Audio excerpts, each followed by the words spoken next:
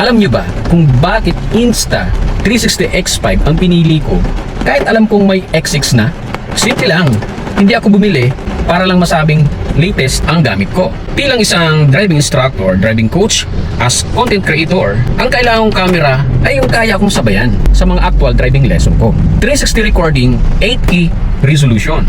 At higit sa lahat, pwede kong i-reframe pagkatapos ng recording ko. Ibig sabihin, habang nagtuturo ako mag-drive, hindi ko kailangang isipin kung tama ba ang angle or position ng camera. Road, student driver, interior, nandyan lahat. Yes, mas bagong X6. Pero para sa purpose ko, hindi ibig sabihin na kailangan kong palitan ng X5 ko. Hindi naman always latest ang best choice. Best choice para sa akin ay yung tamang tool. Para sa trabaho mo, para sa mga vlogs mo, at para sa driving lesson ko.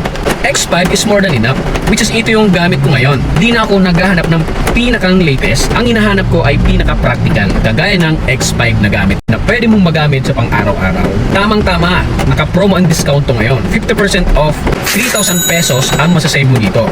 Kung gusto mo, ilalagay ko ang link sa baba.